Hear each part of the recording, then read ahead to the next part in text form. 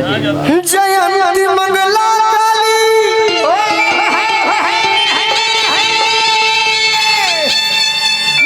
भद्रकाली कपालिनी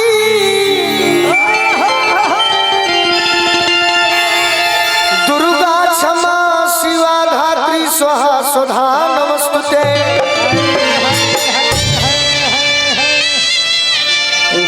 भक्त भाई सही कहता है अच्छा के कजने मान ली हां जी कजने मोदी जी के फोन होई तो हमने के डिस्टर्ब ना कर भैया रिदम उठा के रख रिदम बतिया लिया रिदम बैठा सही बात हां वही अनुसार वो काम है कजने मोदी जी के फोन होई हां जी यहां के डाटा तरे तो हमने के रुकल फर्ज बा हां जी हो गई ठीक बा के जाने यहां के राज्यसभा में है तरी मंत्री बन जाई सम्मानित के कार्यक्रम चाचा 2 मिनट रुक जाइए तने प्रोग्राम को शुरू हो जाए दे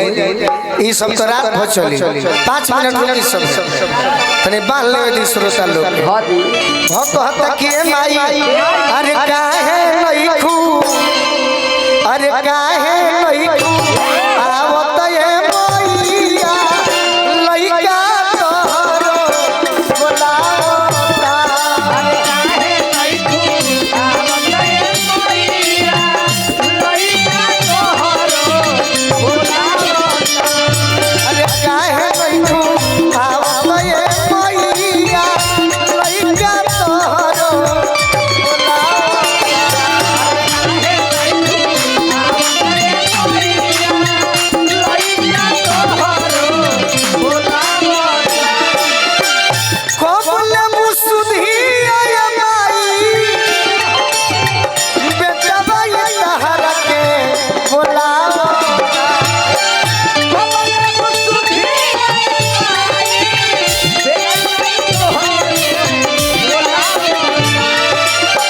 भैया हमारा समाज के मंजित राय जी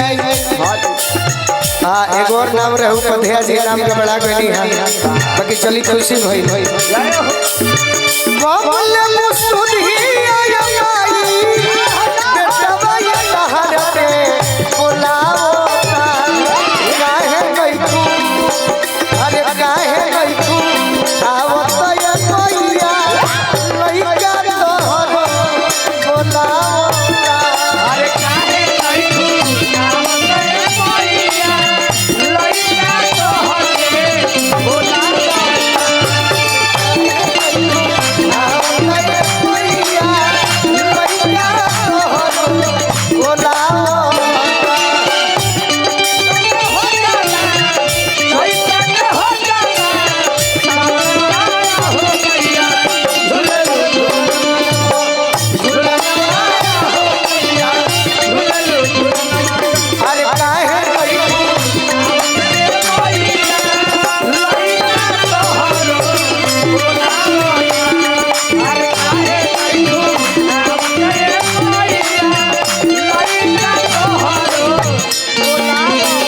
भैया हमारा प्रदीप कुमार दुबे जी आशीर्वाद दिले बनी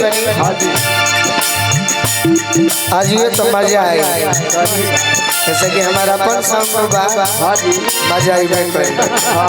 प्रदीप भैया की ओर से बहुत बहुत आशीर्वाद भक्त कहता के माई कमे समय में तहार विनती करो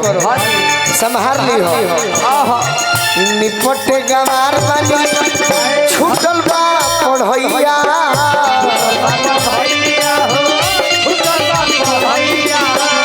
निपटे गवार बनी छूटल बा पढ़ैया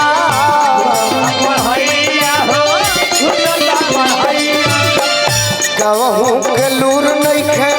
गीत गवनैया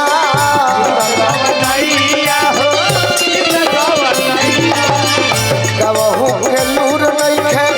गीत गवनैया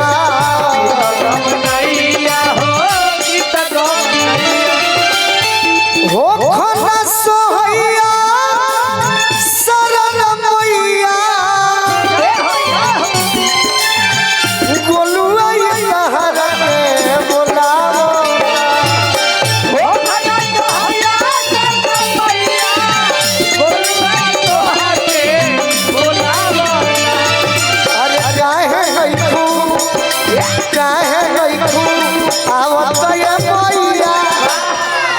काहे नहीं खू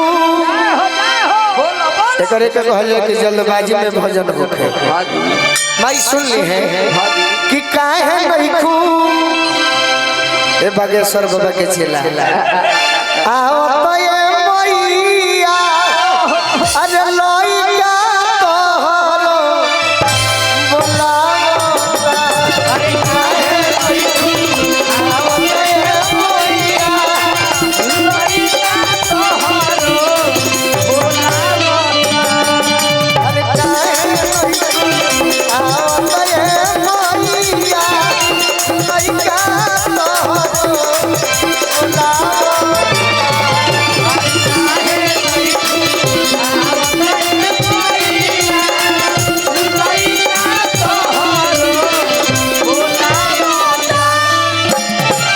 पूर्वांचल के गरीबों के मसीहा मानवेंद्र विक्रम सिंह जी की ओर से हो खंडा सोहैया शरण मैया बोलुआ लहरा के बोलाओ हो खंडा सोहैया शरण मैया बोलुआ तोहर के बोलाओ अरे काहे नहीं खू आओ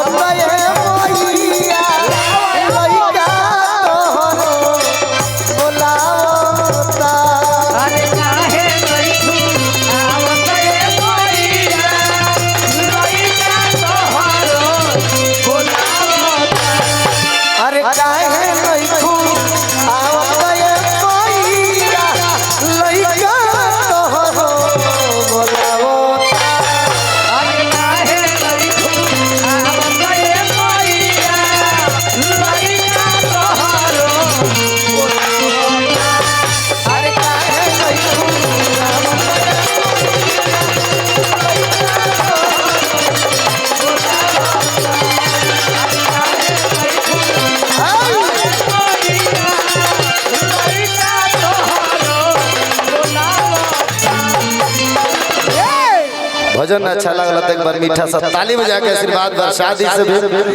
2 से 3 मिनट के हम टाइम ले।